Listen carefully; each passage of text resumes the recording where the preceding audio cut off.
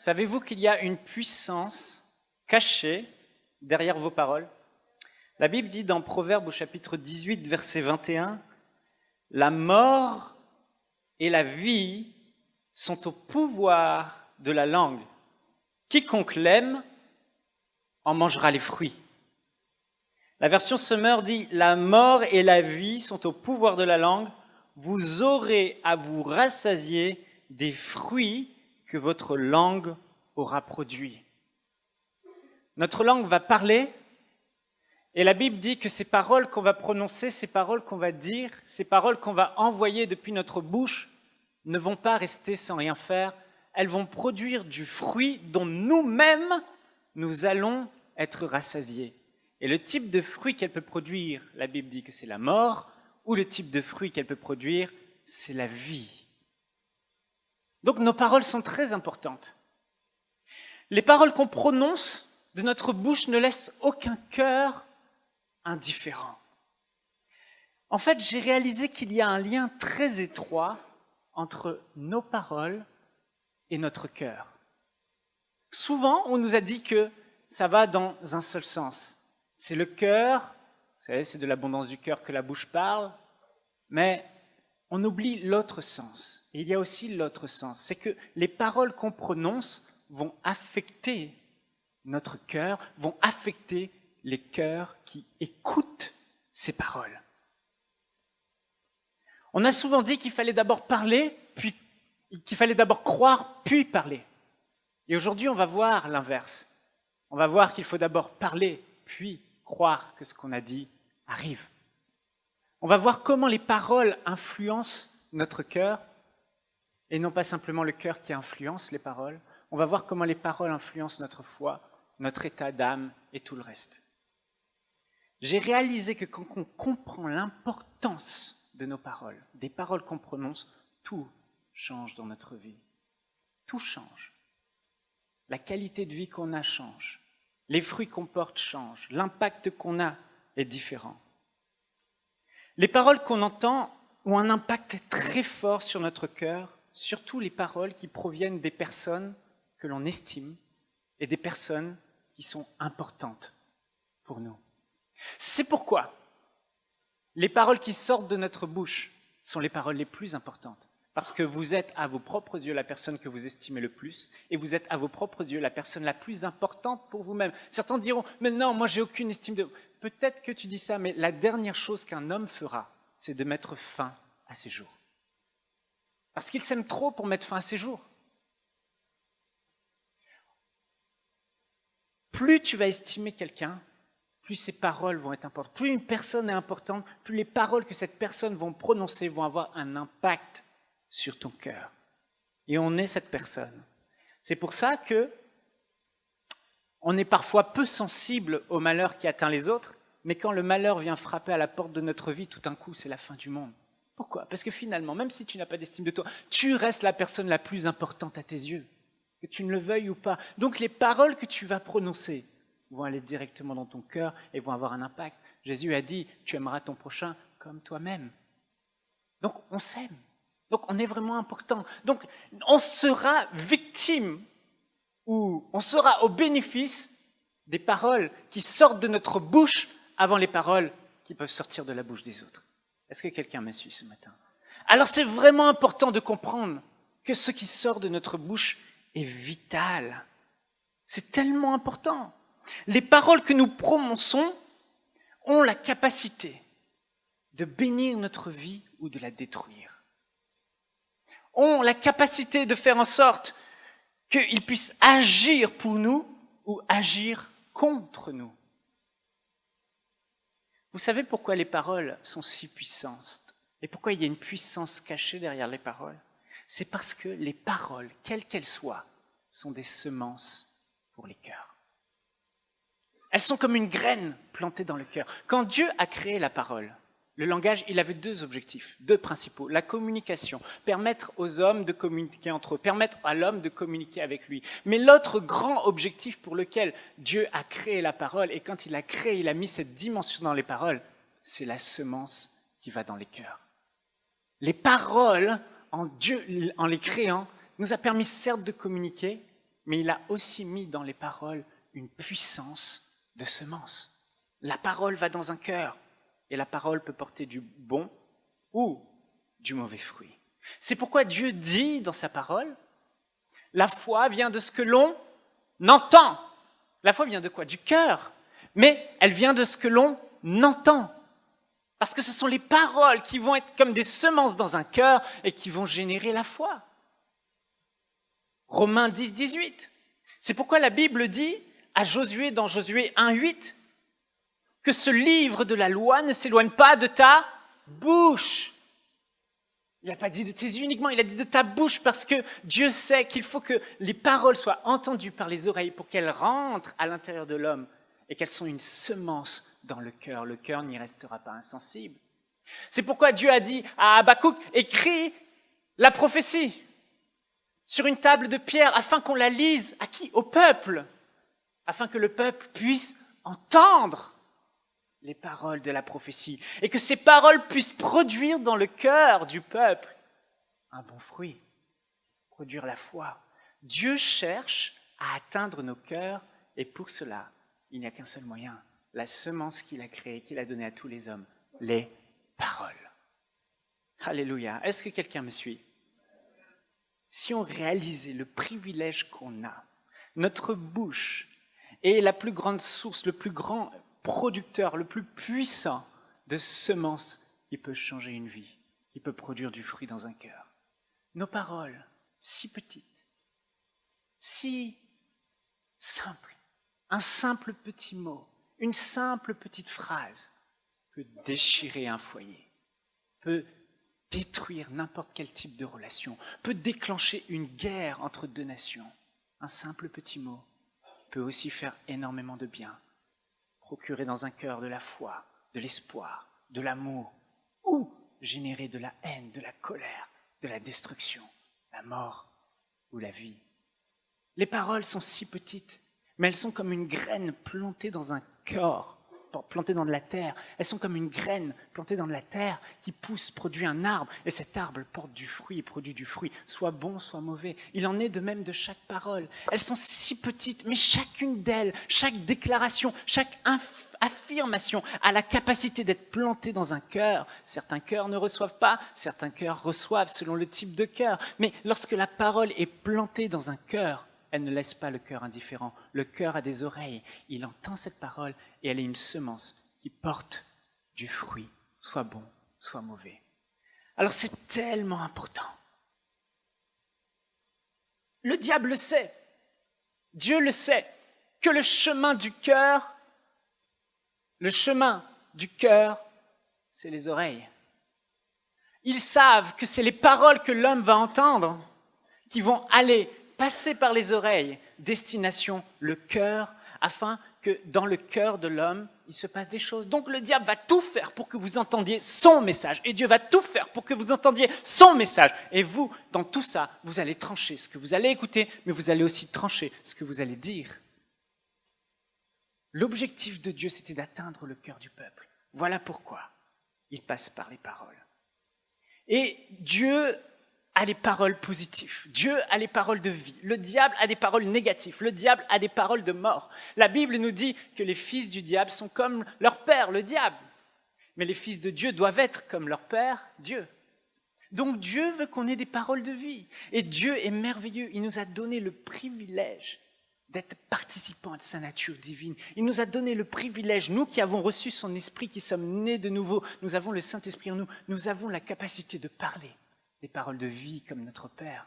Et Dieu veut qu'on parle des paroles de vie, qui procurent qui envoyées comme une semence, procure quelque chose dans le cœur de celui qui entend et dans notre cœur en premier. Mais souvent, nous récitons des versets. On est là, nous les chrétiens, on est des spécialistes de récitation de versets. Alors on déclare, c'est bien, c'est une chose, mais il y a plus. La lettre tue, mais l'esprit vivifie. Ce qui compte, ce n'est pas forcément les mots employés. Et les chrétiens croient qu'en disant par les meurtrissures de Jésus, je suis guéri, c'est que les mots sont puissants. Ce n'est pas les mots, c'est l'esprit derrière les mots. On peut dire la même chose, avec le même ADN, le même esprit, et se servir de notre bouche pour parler des choses qui n'ont pas été encore écrites, mais qui restent dans le même esprit, dans la même lignée, et ces paroles sont vie. Regardez l'apôtre Paul.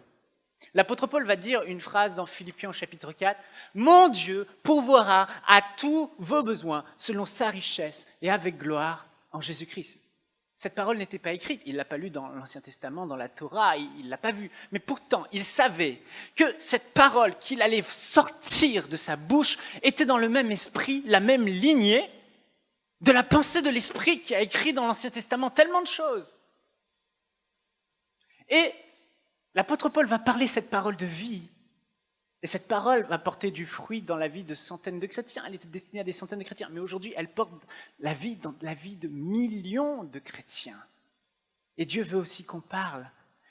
Il ne veut pas qu'on soit limité à ce qui est écrit. Il veut que chaque jour, dans chaque situation, avec le même esprit, le même ADN, le Saint-Esprit qui pousse derrière, on connaît la pensée du Père, on discerne ce que le Père sait ou pas, ce qui est bon, agréable et parfait comme des fils matures. Et on va parler des choses nouvelles, des mots nouveaux, mais qui restent avec la même pensée, la même direction que celle du Saint-Esprit, le même esprit, parce qu'on est fils. Et ces paroles qui sortent de notre bouche sont des paroles de vie, sont des paroles qui viennent de Dieu, sont des paroles qui peuvent produire quelque chose. La Bible dit qu'il ne sorte de votre bouche aucune parole malsaine, mais s'il y a lieu, quelques bonnes paroles qui communiquent une grâce à ceux qui l'entendent. Une grâce. Les paroles qu'on peut prononcer peuvent procurer une grâce à ceux qui l'entendent. Elles doivent communiquer une grâce, une semence d'amour, de paix, de joie, etc. Le Saint-Esprit, Jésus a dit, il nous enseignera il nous rappellera ce que Jésus a dit, il nous rappellera le logos, la parole écrite. Et c'est vrai, c'est bien de parler les versets. Mais la Bible dit que le Saint-Esprit nous enseignera aussi toutes choses. Toutes choses. Il nous enseignera les mathématiques, la science. Pourquoi les fils de Dieu aujourd'hui ne parleraient pas de leur bouche des paroles de vie dans des domaines bien différents, des domaines politiques, dans la vie de quelqu'un sur la cuisine? Ils déclarent la parole de vie et cette parole animée du même esprit que l'esprit qui est derrière la lettre, produit la vie dans le cœur de ceux qui l'entendent.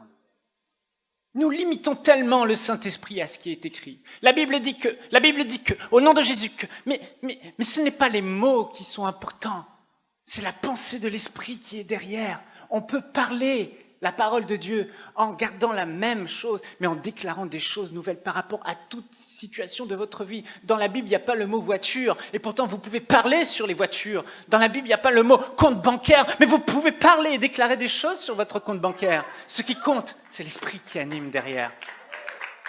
Et c'est tellement important, frères et sœurs, de ne pas limiter le Saint-Esprit, parce qu'il a encore des choses à dire, il a encore des paroles à influencer, il a encore des choses à déclarer, comme on l'a chanté ce matin, sur nos vies. Nous devons prendre conscience de cela, l'impact de nos paroles sur notre cœur. Alléluia.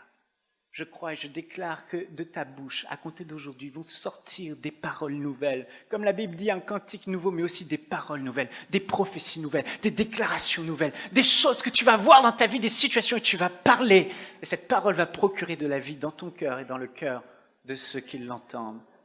Les paroles qu'on entend ont un impact direct sur les cœurs. Combien de personnes ici avez-vous déjà réalisé que ce que vous dites, même parfois quand vous n'avez pas le temps de dire est-ce que j'y crois ou pas, ces paroles vont influencer votre état d'âme? Oh, voyons. C'est tellement vrai, je l'ai vu tellement de fois dans ma vie. Vous êtes là, vous dites, je suis fatigué, je n'en peux plus, je vais craquer, je suis découragé. Vous n'êtes pas en train de craquer, vous n'êtes pas forcément découragé, mais le simple fait de prononcer ces paroles vont sortir de votre bouche, de la personne la plus importante au monde qui est vous. Elles vont re-rentrer par vos oreilles, elles vont aller directement dans votre cœur. Votre cœur va écouter, je suis fatigué, je n'en peux plus, je vais craquer, je suis découragé. Eh bien, votre cœur va commencer à croire ces choses. Sérieusement, je l'ai vu tellement de fois, on n'a même pas besoin de bibliquement me demander de l'éprouver. Je l'ai vécu et je le vis encore. Le découragement s'empare de vous. Vous le dites une fois, puis quelques jours plus tard, c'est comme une bombe à retardement. Vous réalisez que vous êtes découragé. Pourquoi? Vous avez parlé. Mais si là, quelqu'un d'autre vient et dit, ne sois pas découragé, Dieu est avec toi, etc. Il vous donne des paroles. Tout à coup, vous entendez, et le cœur, la parole, la semence négative vient d'être en train d'être anéantie par une nouvelle semence de vie. Et là, votre cœur croît. Vous voyez? Vous voyez? Vos paroles influencent la qualité de votre vie. Vos paroles influencent l'état de votre cœur. Vos paroles font naître un fruit à l'intérieur de vous. Mais on nous a souvent dit le contraire, et c'est vrai le contraire, c'est de l'abondance du cœur que la bouche parle, mais c'est aussi vrai, c'est un cercle infini. Le cœur va parler, mais ce que la bouche parle, le cœur va l'entendre à nouveau, et c'est comme ça, tout le temps, tout le temps, tout le temps. Donc c'est les deux sens, l'un avec l'autre, pas l'un sans l'autre. Et c'est important la confession, tellement important ce qui sort de notre bouche. Oh, les paroles qu'on dit vont directement affecter votre futur. Vous allez voir, ou vous l'avez déjà vu, en fait je suis sûr que vous l'avez déjà vu. Les paroles de vie, par contre, vont produire la vie, au même titre que les paroles négatives. Je suis le tant aimé de mon Dieu, quelle joie de savoir que Dieu m'aime. Tu te lèves le matin et tu confesses une telle chose, et là ça vient anéantir toute pensée négative, toute parole négative qui ont pu être dit, personne ne m'aime, etc. Et là, ton cœur se sent mieux, tu te portes mieux, parce que ton cœur a reçu une semence qui a produit la vie, qui a produit l'amour et la foi. Je suis tellement privilégié, alléluia, d'aller au travail aujourd'hui. On traîne des pieds quand on va au travail, mais si tu te lèves et tu commences à dire « Je suis un champion pour mon patron », avec moi, il verra toute la différence. L'Esprit de Dieu agit en moi et je suis content d'apporter ma pierre à l'édifice aujourd'hui. Tout à coup, tu te rends compte, les jours qui suivent, je suis content d'aller au travail. Parce que votre cœur a entendu. Commencez à déclarer ce que vous ne ressentez pas, beaucoup ou peu, et vous verrez que vous allez commencer à ressentir ce que vous avez déclaré. C'est systématique. Parce que le cœur a des oreilles, il écoute. Il écoute. Il entend.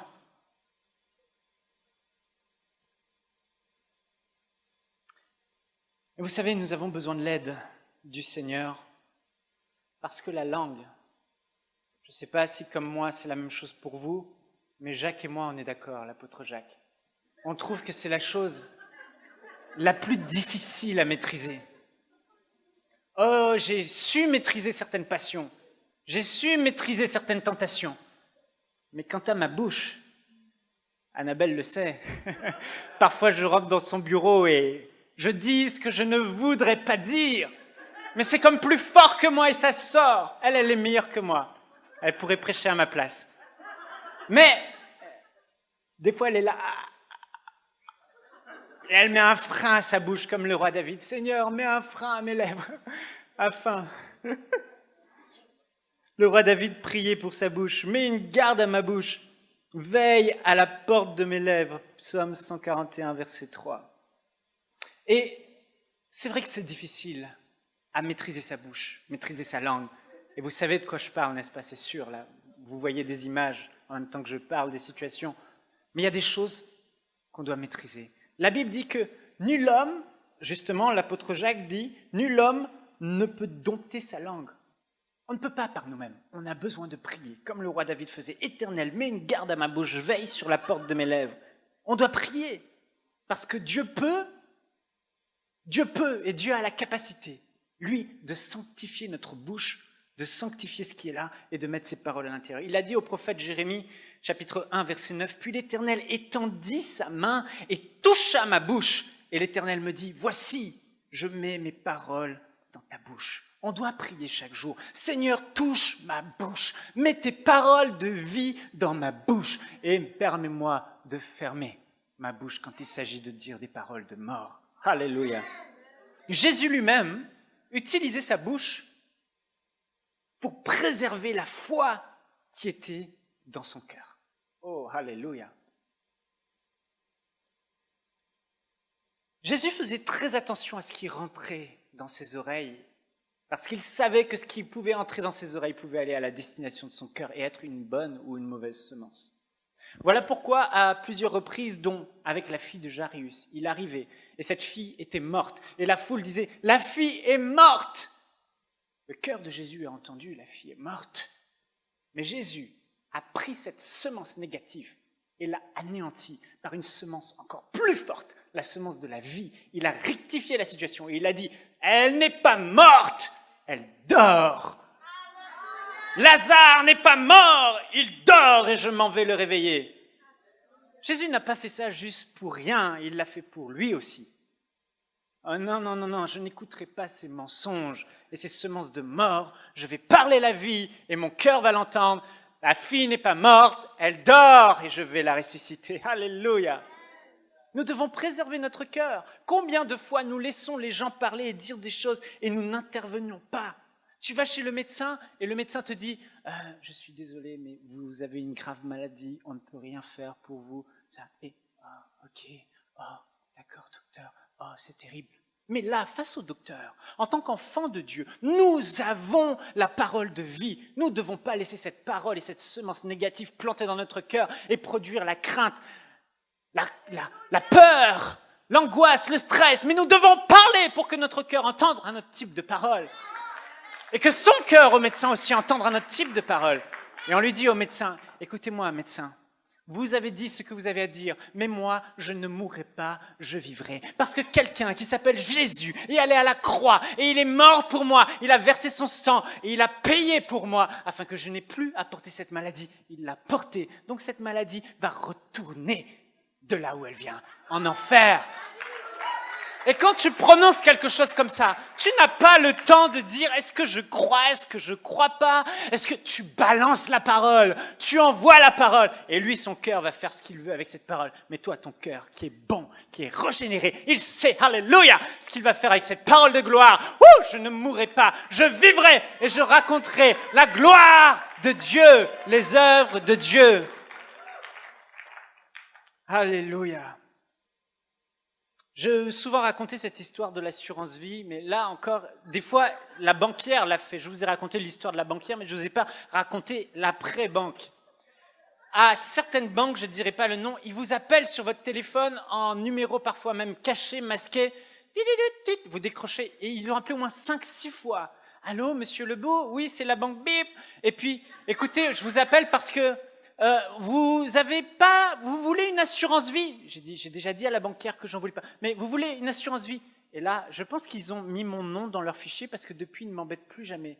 Je dis, écoutez, monsieur, je ne mourrai pas, je vivrai. Ma famille ne mourra pas, elle vivra. Mais si vous arrivez je n'aurai pas d'accident parce que mon Dieu, je leur ai dit, mon Dieu me protégera de tout fléau et le malheur n'arrivera pas devant ma tente. Ni mon enfant, ni ma fille, ni mon fils, ni ma femme, ni moi, à l'époque il n'y avait pas encore ma fille, nous ne mourrons. Ils ne m'ont plus jamais rappelé. Vous voyez? Nous devons parler. Parce que si nous ne parlerons pas, qui va parler? Les autres vont parler pour vous, le diable va parler pour vous, les situations. Dieu a dit que ce livre ne s'éloigne pas de ta bouche. Même la Bible, il faut la parler tous les jours. Les versets, il faut les déclarer tous les jours. Même à votre sauce, comme je l'ai dit, mais avec le même esprit. J'ouvre une parenthèse pour les jeunes, mais aussi pour les moins jeunes, parce que parfois les anciens aussi ont du mal. Mais on nous pose encore cette question, le frère Gwen a encore reçu cette question, et je ne comprends pas pourquoi les chrétiens posent cette question. A-t-on le droit d'écouter de la musique du monde? Donc tu sais que celui qui pose la question, il l'écoute. Et il pose cette question, mais franchement, la réponse est claire, non! Nos oreilles ne sont pas des poubelles. Ce que tu vas écouter dans la musique du monde va rentrer en toi et va produire une semence. Et il y a des gens, vous allez mal parce que vous écoutez la musique du monde. Vous êtes dans le blues parce que vous écoutez de la musique du monde. Vous avez de la nostalgie parce que vous écoutez de la musique du monde. Vous êtes mal parce que vous écoutez de la musique du monde. En préparant mon message, j'ai voulu réécouter le genre de musique que j'écoutais à l'époque, avant d'être sauvé. Moi, c'était dans le registre Jacques Brel, Lara Fabian, Céline Dion. Et puis j'ai choisi Lara Fabian. Et je ne rêve plus, je ne fume plus, je n'ai plus d'histoire. Écoutez bien, je suis seul sans toi, je suis laide sans toi, comme une orpheline dans un dortoir. Je n'ai plus envie de vivre ma vie. Ma vie cesse quand tu pars, je n'ai plus de vie. Ça faisait 2 ans de relation. Et même mon lit se transforme en quai de gare quand tu t'en vas. Je suis malade, complètement malade, comme quand ma mère sortait le soir et qu'elle me laissait seule dans mon désespoir. Je suis malade. J'écoutais ça, je pleurais parce qu'il y avait une fille qui venait de me quitter. Mais aujourd'hui, alléluia, au lieu d'écouter ce genre de chants qui ne produisent rien, on chante des cantiques. Avec Dieu, je ferai des exploits, car c'est lui qui transforme des ennemis. Chantons et crions la victoire. Christ est roi, alléluia. Ça édifie mon cœur. Alors vous savez ce que vous allez faire, s'il vous plaît? Rentrez chez vous, prenez tous ces CD sans remords, tous les plus anciens, les plus précieux, vous les prenez, vous les mettez dans un sac poubelle, vous les écrasez pour être sûr que quelqu'un d'autre ne les prenne pas et vous les mettez à la poubelle. Tout m'est permis, mais tout n'édifie pas. Et en plus d'édifier, ça vous fait rétrograder. Donc rentre chez toi, prends ton téléphone, supprime toutes ces musiques de ton téléphone. Delete. Qui va le faire? Il y a des gens honnêtes. Délétez ces musiques du monde. J'ai pas un CD du monde à la maison et j'en suis fier. Alléluia. Les séries télévisées. Elles vont produire des choses. Si, elles aussi. Il y a quelqu'un qui a dit oh non. J'ai vu qui c'est. Ah ben elle lève la main, ok. Mais les séries du monde, notre héros, c'est pas Jack Bauer et compagnie, notre héros, c'est Jésus-Christ. Plongeons nos regards dans le livre du livre, où il y a les héros des héros, qui marchent dans des lacs de feu et il ne se passe rien, qui marchent sur l'eau, qui ressuscitent les morts. Les films, si on écoute des films, il n'y a rien de mal contre des bons moments, mais choisissez vos films. Il y a des films, les paroles sont mauvaises, les paroles sont violentes, il y a de l'infidélité. Après, ne t'étonne pas que tout à coup, tu as des pensées d'infidélité dans ton cœur a entendu ces paroles. Et il a fini par croire en ces paroles, ça a apporté une semence. Donc, choisissez vos films. La Bible dit, garde ton cœur plus que tout. Mon prochain point, c'est parler d'abord, puis croire après. On sait que pour voir une intervention surnaturelle de Dieu dans notre vie, il faut avoir la foi. Jésus a dit que par la foi, on va déplacer des montagnes. Le souci, c'est qu'on se dit, il faut que j'ai la foi pour parler à ma montagne, il faut que j'ai la foi pour dire des choses. Mais quand on comprend l'importance de nos paroles, qui affectent notre cœur, et que nos paroles, les premières paroles qu'on entend sont celles qui sortent de notre bouche, et qu'elles sont susceptibles de produire dans notre cœur la foi, alors on va commencer à parler et on réalise que nos paroles sont vraiment une semence dans notre cœur. Je suis persuadé aujourd'hui que si les chrétiens voient si peu de miracles, c'est parce qu'ils activent si peu leur foi. Mais j'ai réalisé, à mon grand regret, à ma grande surprise aussi pour moi-même, que si nous activons si peu notre foi, c'est parce que nous parlons peu. Quelle parole mon cœur va-t-il entendre? Mais si je me lève un jour et que je déclare une parole de foi, mon cœur a quelque chose à entendre, il a quelque chose à croire, cette semence va être plantée à l'intérieur et la foi va commencer à naître. Nous devons parler, déclarer davantage. Quand on réalise l'importance et la puissance qui accompagnent les paroles de cette semence, on va parler. on va parler, on va déclarer. On se trouve dans une situation, oui, les gens vont dire, mais t'es un extraterrestre. Oui, je suis un extraterrestre. Oui, je suis un extraterrestre. Oh, lui, quand il rentre dans une pièce, il entend quelque chose de mal. Wow, il rétablit la vérité, il rétablit la justice, il envoie une parole et tout le monde, c'est ça que Dieu veut, qu'on parle. Franchement, on est là à se tracasser. Est-ce que je crois? Est-ce que je crois pas? Mais franchement, plus j'avance dans les situations, plus j'ai pas le temps de me poser la question est-ce que je crois ou est-ce que je crois pas? J'envoie la parole et après je réalise que mon cœur croit en cette parole que j'ai dite. Écoutez, Dieu, on attend constamment qu'il nous parle. Il me faut un réma. J'ai d'ailleurs parfois enseigné ça, mais c'est vrai aussi. Mais on dit, il faut que Dieu parle, j'arrive pas à avoir la foi, etc. Mais Dieu nous donne la capacité de discerner et d'être tellement imbibé de sa parole et de sa mentalité et de sa personnalité. Et on pense comme Dieu pense, qu'il nous devient parfois très difficile de faire la différence entre ce qui vient de Dieu et ce qui vient de nous. Parce qu'on est tellement renouvelé, tellement imbibé de sa mentalité que ce qui sort de notre bouche finalement, c'est la parole de Dieu. Ce qui sort de notre bouche, c'est les promesses de Dieu. On sait discerner ce qui est bien et ce qui est mal. On sait discerner ce que Dieu veut. Alors si on sait discerner ce que Dieu veut, qu'est-ce qui nous empêche de parler? Qu'est-ce qui nous empêche de commencer à déclarer une parole puissante, un décret puissant au nom de Jésus et de croire que ce qu'on dit arrive et on le verra s'accomplir? D'ailleurs, remarquez, c'est ce que Jésus a dit. Il n'a pas dit « croyez puis dites ». Dans Marc 11, il a dit « dites puis croyez ». C'est vrai aussi dans l'autre sens, mais c'est vrai aussi dans ce sens. Commencez à l'expérimenter. Commencez à dire des choses que vous ne dites pas parce que vous pensez ne pas croire. Commencez à le dire et vous verrez comment votre cœur réagit. Wow, encore, wow, et vous allez voir des exaucements, des petites choses vont être exaucées. Vous déclarez, oh mon Dieu, pourvois mes besoins cette semaine au nom de Jésus-Christ. Il y a tellement tant d'argent qui arrive sur mon compte bancaire. Ça m'est arrivé tellement de fois. Tellement de fois. Mon épouse pourrait vous dire, on a déclaré des choses. L'argent est venu. Parce qu'on a déclaré et on a cru que ce qu'on a dit, on l'avait. Et si j'attends que Dieu me dise, Michael, là, c'est le moment. Je te donne une parole révélée. C'est à nous de faire notre travail, d'être imbibés de sa parole, de connaître sa volonté et d'agir comme des fils de Dieu, semblables à Jésus. Remarquez dans ce passage pour le figuier, Jésus est allé vers le figuier parce qu'il avait faim. Il avait faim.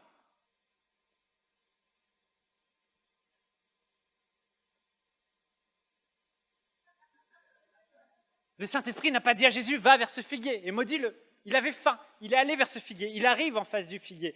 Et il voit que le figuier avait des feuilles, donc il se dit, peut-être que j'y trouverai quelque chose. C'est écrit dans la Bible, mais il ne trouva rien, ce n'était pas la saison. Jésus était en colère contre le figuier. Il a maudit ce figuier. Il l'a maudit.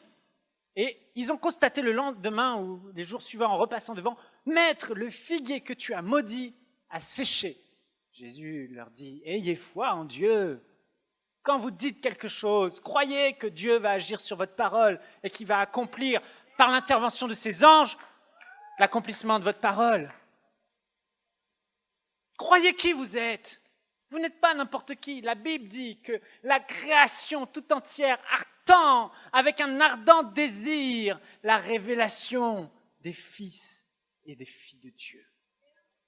Ceux qui parlent comme leur Père, ceux qui agissent comme leur Père, ceux qui brandissent et envoient la parole de la vérité, ceux qui envoient les paroles de vie. La création attend. Les anges, la Bible dit dans Hébreux qu'ils ont été créés pour nous, pour être à notre service, qui sont des milliards de milliards, des myriades de myriades, ça fait plusieurs milliards, qu'ils sont là, plus nombreux que les êtres humains. Et la plupart du temps, les anges croisent les bras. Sauf quand Jésus est venu sur terre, il a dit, vous verrez le ciel ouvert. Maintenant, je suis là, le ciel, parce que moi, je vais activer les paroles de vie, et les anges vont agir. Et vous verrez dorénavant le ciel ouvert. Pendant les 3 ans, je serai sur la terre. Les anges de Dieu monter et descendre sur le Fils de l'homme pour me servir. Alléluia. Les anges sont là pour nous servir. Ne sont-ils pas des esprits au service de Dieu pour exercer un ministère envers ceux qui doivent hériter du salut, envers nous? Ils sont là pour nous, frères et sœurs. Et dans cette salle, il y a beaucoup d'anges au chômage. Ils n'ont rien à faire, ils s'ennuient. Depuis que certains sont nés de nouveau, les anges n'ont encore rien fait pour eux, parce qu'ils n'ont rien envoyé. Souvenez-vous de cette parole, pasteur Joël, en janvier 2015. Il a été puissamment visité et il est tombé en extase pendant 3 heures. 3 heures. Il a vu des choses célestes. Et dans ces choses qu'il a vues, dans cette extase, un ange lui est apparu et lui a dit « Donne-moi des paroles avec quoi travailler. » Vos anges sont là et ils attendent que vous envoyiez des paroles avec quoi ils vont travailler. Mais nous, on attend la parole. Mais eux, ils attendent notre parole. On attend Dieu. Mais Dieu nous attend. Ce n'est pas le Père qui a dit à Jésus de maudire ce figuier. Jésus a dit qu'on doit parler à la montagne. Il n'a pas dit quand le Père te dira de parler à la montagne, alors parle, sinon ça ne marchera pas. Il a dit parlez à votre montagne comme moi j'ai parlé à ce figuier. On va le lire ensemble, Marc 11, 20. Marc 11, on va lire à partir du verset 23. Je vous le dis en vérité. Marc 11, 23. Je vous le dis en vérité, si quelqu'un dit à cette montagne, ôte-toi de là, jette-toi dans la mer, et s'il ne doute point dans son cœur, mais croit que ce qu'il dit arrive, il le verra s'accomplir. C'est pourquoi je vous le dis, tout ce que vous demanderez, ici le mot demander c'est aiteo, c'est-à-dire demander, appeler à l'existence, exiger en priant, croyez que vous l'avez reçu et vous le verrez s'accomplir. On a souvent mis l'accent sur le fait de croire avant de parler, mais aujourd'hui j'aimerais vous ouvrir une autre perspective, puisque les paroles que vous prononcez sont des semences pour votre cœur. Commencez à parler. Jésus a dit, vous parlez et ensuite vous croyez que ce que vous avez dit arrive. On n'a pas besoin de se dire, est-ce que je crois pour parler? Le fait que tu parles montre que tu crois suffisamment. Puis, crois ce que tu as dit, crois ce que tu as envoyé. Oui, mais tu ne sais pas qui je suis tellement misérable. Mais tu n'es pas misérable. Tu es la fille et le fils de Dieu, l'Esprit de Dieu habite en toi. Il habite en toi. Le même esprit qui a ressuscité Christ d'entre les morts habite en toi. Ne doute pas. Pourquoi as-tu douté? Pourquoi doutes-tu quand tu brandis quelque chose? Je vous explique comment ça marche. C'est très simple. Tu parles, tu envoies la parole. Après avoir envoyé cette parole, la parole avant d'aller dans le monde spirituel, le monde invisible où se trouvent les anges, avant d'arriver là-bas, elle arrive dans ton cœur. Une fois la parole envoyée, elle arrive dans ton cœur en passant par tes oreilles. Ton cœur l'entend, c'est une semence pour ton cœur. Ton cœur, ça active la foi. Le fruit de la foi se manifeste. Ta foi devient active. Il y a quelque chose qui se passe. Oh, j'ai parlé. Oh, cette parole va s'accomplir. Tu crois ce que cette parole va dire. Puis quand tu crois et que tu ne doutes pas que ce que tu as dit va s'accomplir, tu ouvres une porte qui se trouve entre le monde visible et le monde invisible. Ta foi ouvre la porte. Ta parole là, que tu as envoyée, tout à coup, elle passe dans le monde invisible. Le quartier général du ciel l'entend, cette parole. Et quand Dieu l'entend, il donne son go. Je ne sais pas comment, par le Saint-Esprit, bref, peu importe. Les anges de Dieu qui sont au service de Dieu, ils viennent et ils viennent accomplir la parole que tu as envoyée.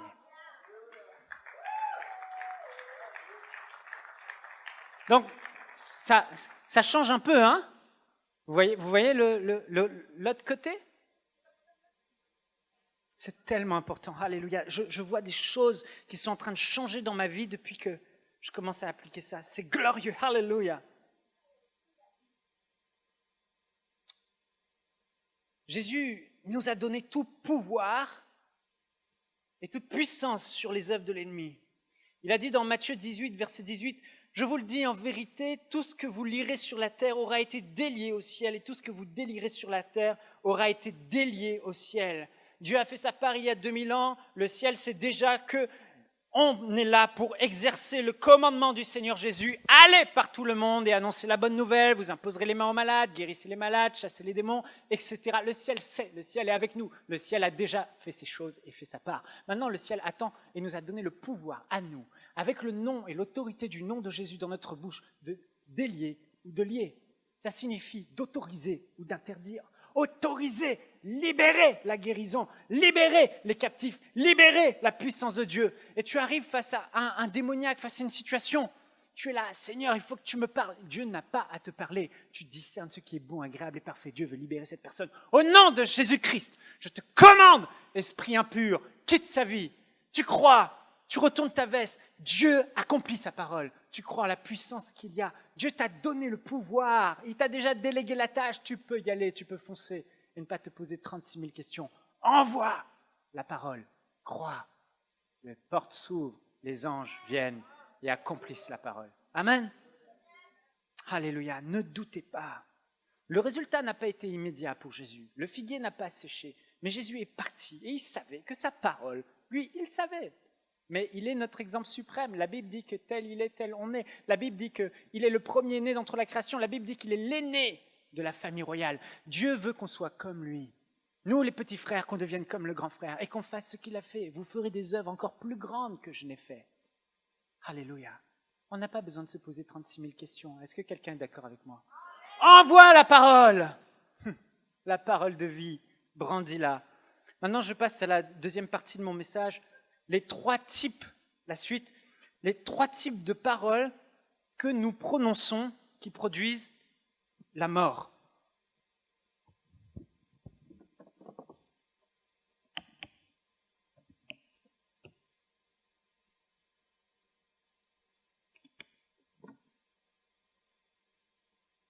Le Seigneur a éveillé ce message dans mon cœur parce que je suis passé assez récemment par une expérience assez particulière. Pendant 10 jours, je n'étais vraiment pas bien. Sans savoir pourquoi je n'étais pas bien. Je ne savais pas. Et tout à coup, je me suis senti oppressé, sans raison particulière. Je n'avais pas plus de stress que d'habitude, pas plus de mauvaises nouvelles que d'habitude, pas plus de bonnes nouvelles. J'étais vraiment pas bien. Une oppression qui était là et qui pesait sur moi.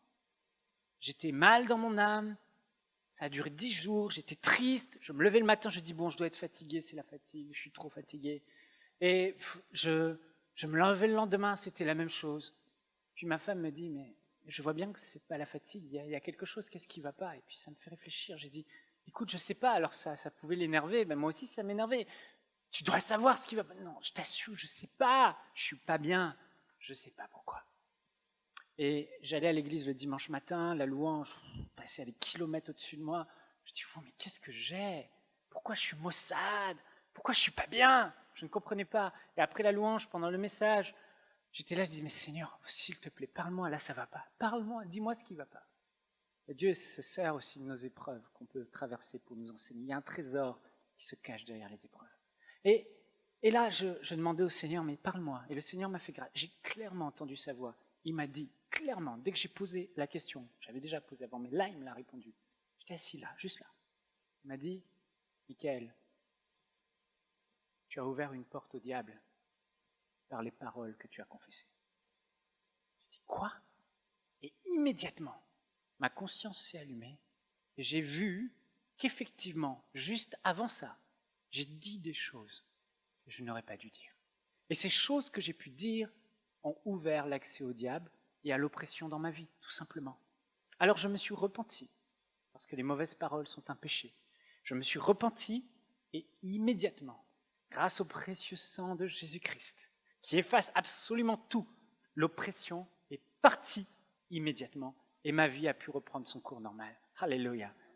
C'est pourquoi je suis infiniment persuadé que vous qui vous sentez mal et qui vous sentez oppressé et pas bien, etc., il y a un lien direct avec les paroles que vous prononcez. Je crois qu'elles sont le plus grand fléau dans la vie du chrétien. Je crois qu'elles sont la plus grande source de problèmes. Et il y a 3 types de paroles qu'il ne faut pas prononcer. Premièrement, les critiques et les commérages. C'était à cause de ça que l'oppression s'est attachée à moi. À cause de ça que le diable est venu. Deuxièmement, les plaintes et les murmures. C'est aussi à cause de ça que le diable peut entrer et ouvre des portes. Troisièmement, les paroles négatives envers vous-même. Les paroles négatives sont des péchés dans ces trois catégories qui ouvrent la porte au diable. Ces trois types de paroles négatives sont tous des péchés. Éphésiens chapitre 4, verset 29. Qu'il ne sorte de votre bouche aucune parole mauvaise, mais s'il y a lieu, quelques bonnes paroles qui servent à l'édification et qui communiquent une grâce à ceux qui l'entendent. N'attristez pas le Saint-Esprit de Dieu par lequel vous avez été scellés pour le jour de la rédemption. C'est le péché qui attriste le Saint-Esprit de Dieu. Aucune parole mauvaise. Alléluia. Éphésiens 5, 4. Qu'on n'entende pas de paroles grossières ou de propos stupides ou équivoques, c'est inconvenant, mais plutôt, juste après ce passage, mais plutôt des paroles de reconnaissance. Frères et sœurs, ces paroles qui paraissent anodines, la chair est tellement satisfaite quand on parle. Vous savez, on a des défis dans la vie, on a des problèmes, et puis des fois les gens racontent des choses. Là, on est dans le point des critiques et des commérages, au travail, il se passe toujours des choses dans notre vie, et on prend un fin plaisir à rentrer chez nous et à parler à notre conjoint ou à parler à notre meilleur ami et dire « Tu sais ce qu'un tel a fait? Tu sais ce qu'un tel a dit ?» Et ça paraît anodin.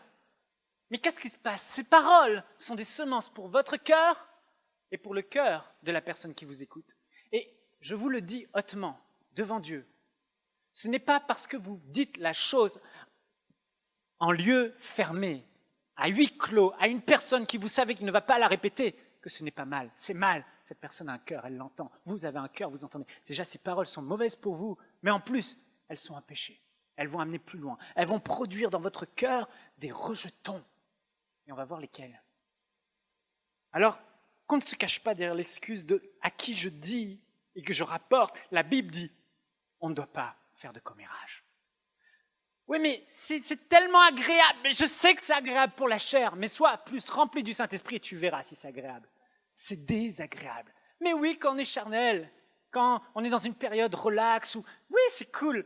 Ouais, tu sais pas ce qui s'est passé au bureau, tu sais pas ce qui s'est passé à l'église, tu sais pas ce qui s'est passé avec mon cousin, ma cousine. Voilà, et là tu parles, tu crois que ça fait rien. C'est en train de détruire ta vie.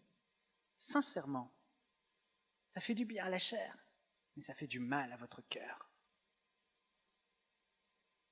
J'avais dit une chose sur une personne, une sœur au bureau, qui avait fait quelque chose qui pouvait faire rigoler.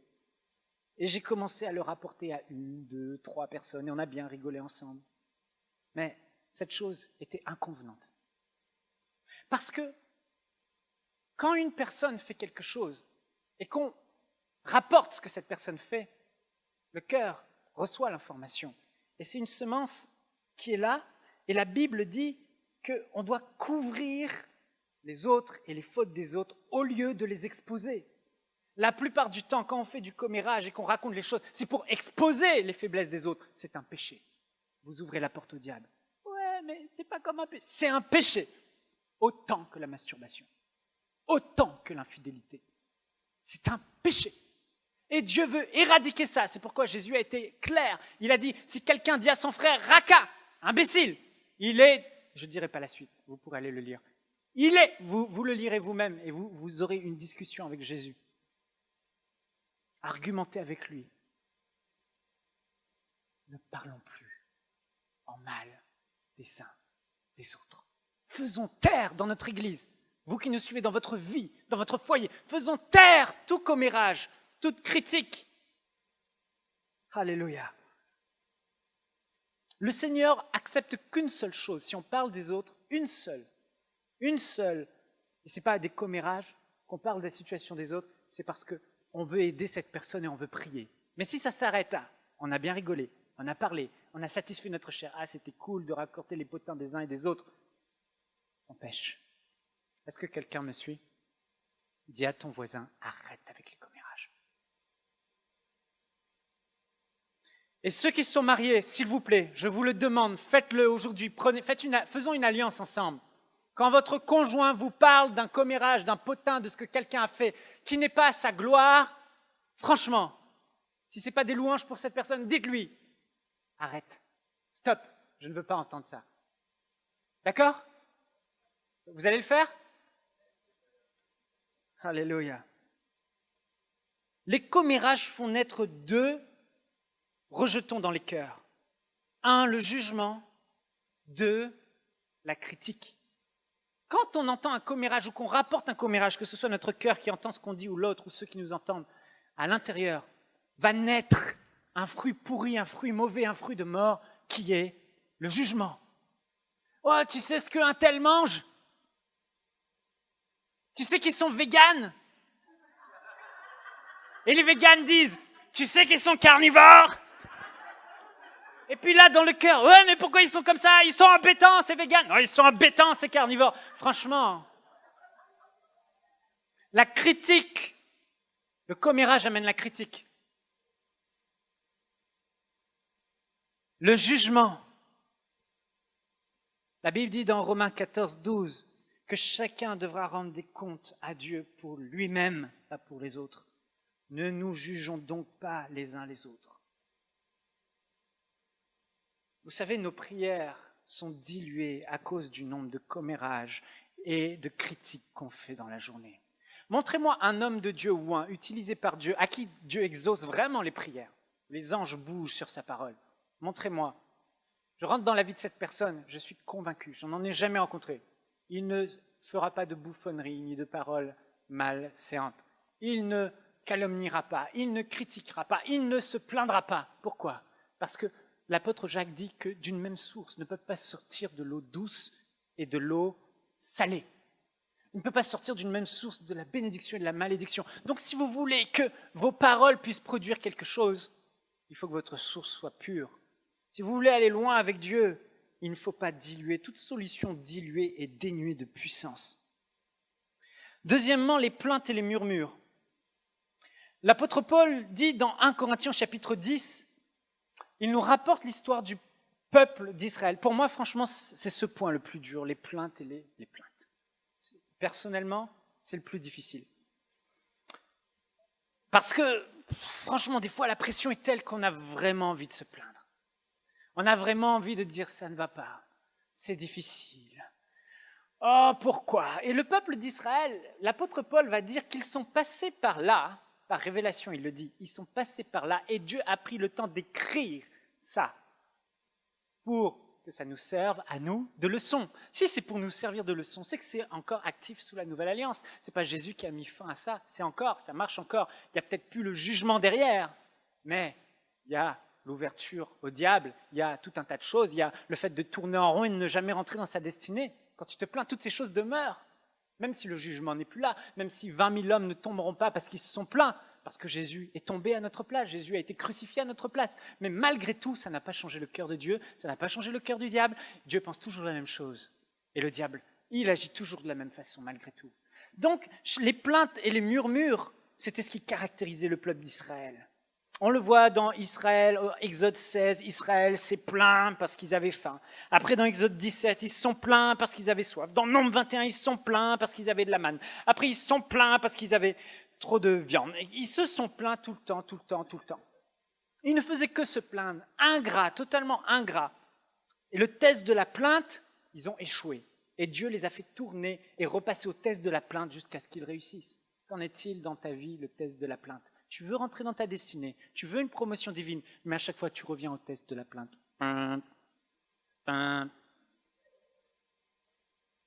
Et on tourne en rond, on ne va nulle part, parce qu'on ne sait pas maîtriser notre bouche, parce qu'on se plaint à longueur de journée, parce que c'est agréable pour la chair de sortir quelques paroles négatives. Mais la plainte va ouvrir la porte au diable. Le peuple d'Israël, souvenez-vous, quand ils se sont plaints, Dieu a enlevé sa grâce, sa protection.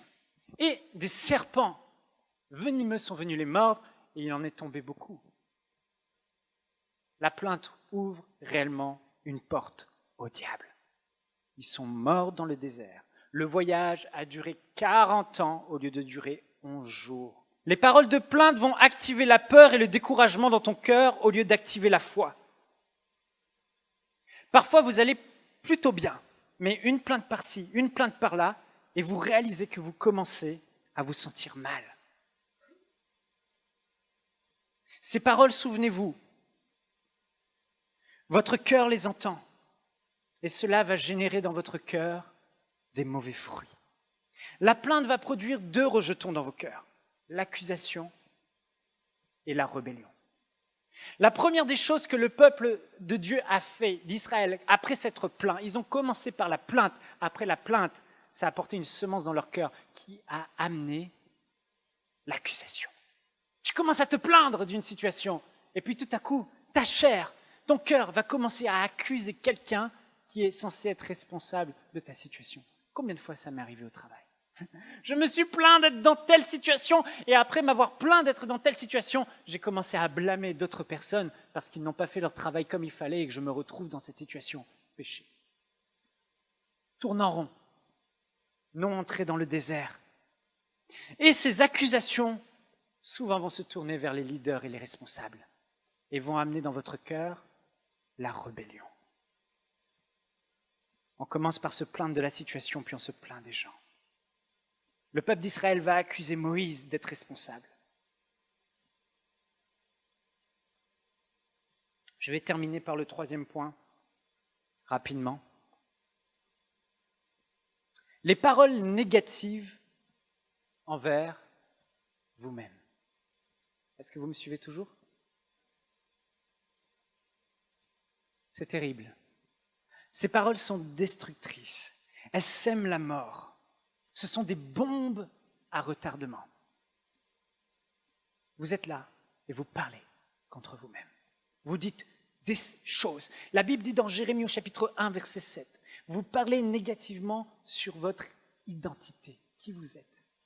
Jérémie chapitre 1, verset 7 dit, et l'Éternel me dit, ne dis pas, je suis un enfant, car tu iras vers tous ceux auprès de qui je t'enverrai.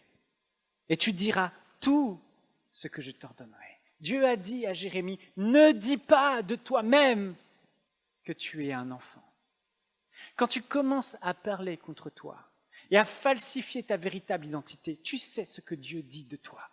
Je ne suis pas aimé, personne ne m'aime. Dieu dit qu'il t'a tant aimé. Tu es le tant aimé de Dieu. Tu sais la vérité, mais tu vas quand même confesser une falsification de ton identité. Et à ce moment-là, il va se passer des choses, au-delà que ce soit un péché, à l'intérieur de toi, il va se passer quelque chose de mauvais. Tu vas commencer à croire ce que ta bouche dit. Ces paroles vont être une semence à l'intérieur de toi, destructrice. Tu vas finir vraiment par croire que personne ne t'aime, au lieu de confesser que Dieu t'aime. Tu es appelé à certaines choses. Moi, au travail, ça a été vraiment le combat de ma vie, et je pense que j'ai perdu des années à cause de ça. J'étais le développeur, programmeur, mais j'étais aussi l'homme de Dieu. Aux yeux de Dieu, j'étais l'homme de Dieu. Aux yeux de Dieu, c'était la saison du ministère. Aux yeux de Dieu, j'étais le pasteur. Aux yeux de Dieu, j'étais l'évangéliste. Mais à mes yeux, parce que je passais 90% de mon temps à faire des lignes de code quand quelqu'un venait à mon bureau. Alors tu fais quoi ? Je suis le programmeur. Je suis le designer.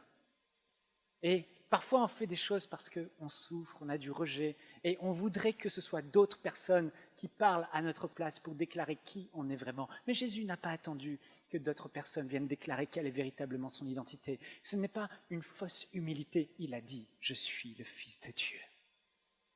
Il savait qui il était. « Voici l'Esprit du Seigneur est sur moi, car il m'a oint ».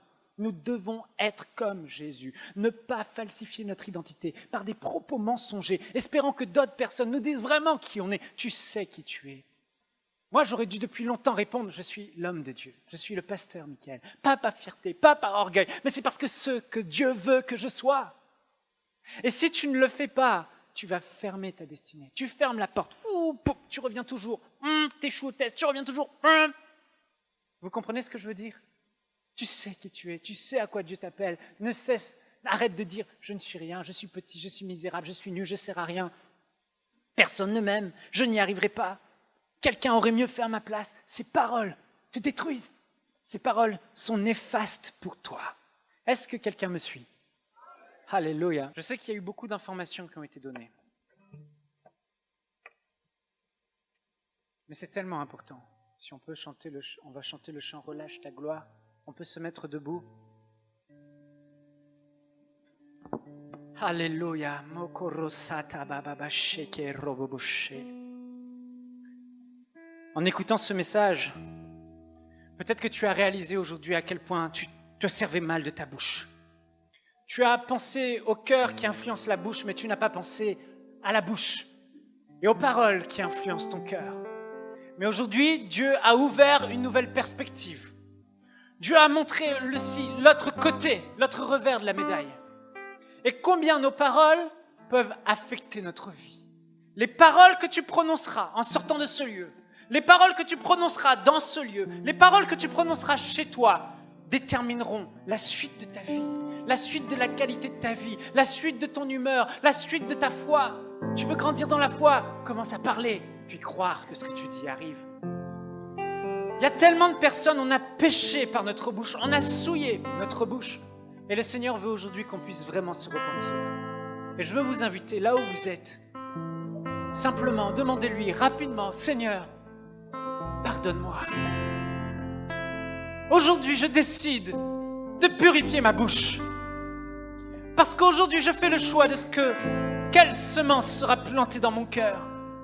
Et je veux que ce soit les semences de la vie et non les semences de la mort. J'en ai marre de tourner en rond dans le désert. J'en ai marre de ne pas porter de fruits. J'en ai marre d'avancer à reculons. Je veux que ma vie change. Et pour ça, mon langage doit changer. Seigneur, je sais que c'est difficile. Mais je crois en ta parole et je crois en ta puissance. Comme tu as posé ta main sur la bouche de Jérémie. Maintenant, je te demande si on peut mettre notre main sur notre bouche. Maintenant, je te demande, Seigneur, touche ma bouche. Purifie ma langue. Mets tes mots dans ma bouche. Mets un frein à ma langue. Afin que ce qui sorte dans ma bouche maintenant soit purifié, soit sanctifié, soit des paroles de vie pour ceux qui l'entendent et pour mon cœur qui l'entend en premier. Je veux devenir le prophète de ma propre vie. Je veux déclarer la vie sur ma vie. Je veux déclarer mon entrée dans ma destinée. Je veux déclarer un changement dans mes situations. Tu sais quelle situation tu traverses. Dieu te dit, parle. Parle maintenant, prophétise, déclare, relâche la gloire de Dieu sur ta situation. Tu as besoin d'un miracle financier. Déclare les choses précises. Oui, l'argent vient ce mois-ci. Une provision céleste vient ce mois-ci et je le crois. Sur ma parole, par la foi, j'ouvre la porte aux anges de Dieu. Oh, Dieu est avec moi. Lui qui n'a pas épargné son propre fils, comment ne me donnera-t-il pas tout avec lui? Oh, Rabasanto Robosheke Bébébé. Le sang de Jésus purifie ta langue. Le sang de Jésus purifie ton langage. Le sang de Jésus purifie tes paroles négatives. Ne doute plus, ne crois plus que tu es sous la condamnation. Si tu te repens aujourd'hui, le sang précieux de Jésus efface toutes tes iniquités. Tu repars à zéro. Prends la décision maintenant. Je ne serai plus un calomniateur. Je ne raconterai plus de commérages et de critiques. Même à l'école, même quand les autres font des choses, je ne rentrerai pas à la maison pour dénigrer les camarades d'école et rapporter leurs propos néfastes. Non, je ferai le choix de ce qui sort de ma bouche. Ma bouche bénira, ma bouche changera, ma bouche transformera, et mon cœur est le cœur des autres. Ma bouche sera un producteur de semences de vie. Alléluia! Yes. Alléluia! Crois-le! Il y a autant de puissance dans ta bouche qu'il y en a dans la bouche du pasteur. Tes paroles sont vie si tu t'accordes à la parole de Dieu, si tu restes dans son ADN, si tu restes dans sa pensée. Déclare-le. Oh, cesse de te mépriser. Il y a des personnes ici, vous avez trop parlé sur vous-même, vous vous êtes trop critiqué, vous vous êtes trop blâmé, vous vous êtes détruit. Vous avez été le premier agent destructeur de votre vie. Vous avez péché. Vous avez ouvert la porte au diable. Aujourd'hui, le Seigneur purifie ta bouche. Aujourd'hui, le Seigneur touche quelque chose de profond à l'intérieur de toi. Et le Seigneur change ton langage. Seigneur, fais-le, s'il te plaît. Oh, fais-le, s'il te plaît, dans ma vie. Aujourd'hui, je ne me blâmerai plus. Je sais qui je suis. Je suis ton enfant. Je suis ton ami. Je suis de la postérité royale. Je suis le petit frère, la petite sœur de Jésus-Christ, le roi des gloires, le Seigneur des seigneurs. Il ne sortira de ma bouche aucun propos inconvenant. Mais ma bouche aujourd'hui servira à la vie. Je ne me rassasierai plus du fruit de la mort, mais je me rassasierai du fruit de la vie. Dieu va commencer à utiliser ma bouche pour amener la vie en abondance. Dieu va commencer à utiliser ma bouche pour appeler les choses qui n'existent pas à l'existence. Je vais commencer à parler et à considérer ce que je dis. Je vais commencer à parler et à croire mes décrets. Je ne suis pas n'importe qui. L'Esprit de Dieu habite en moi. Alors on va commencer à prier. Vous connaissez votre vie. Vous connaissez votre situation. On va faire ce dernier chant.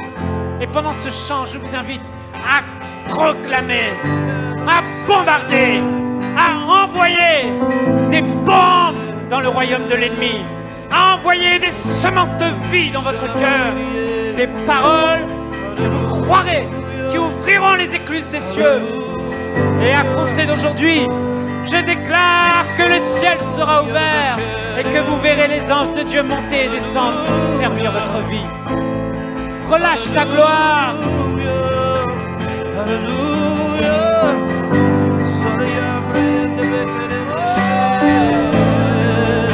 Seigneur, chantons, Seigneur, ouvre les écluses des cieux.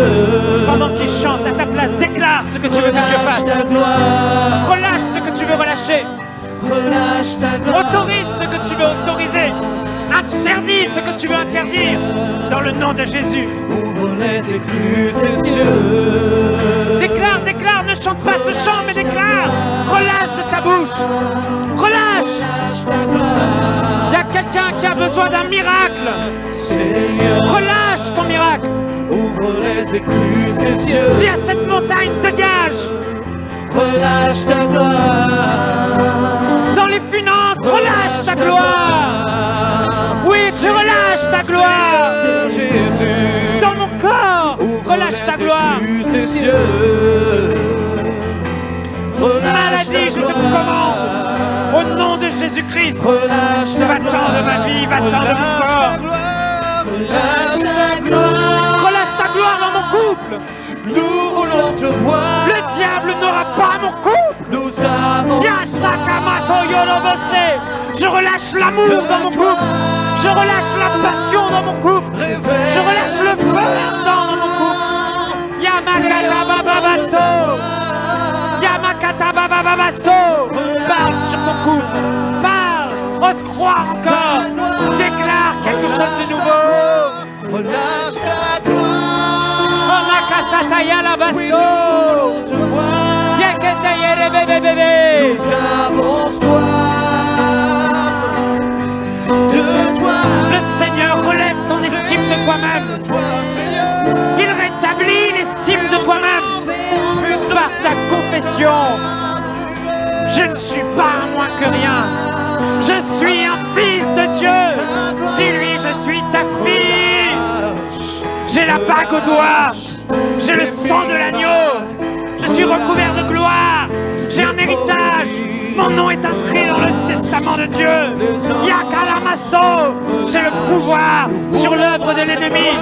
Alors je relâche la gloire. Les miracles. Je relâche ce miracle. Je relâche cette gloire. Relâche. Yo karamaso to robobo sheke bébé.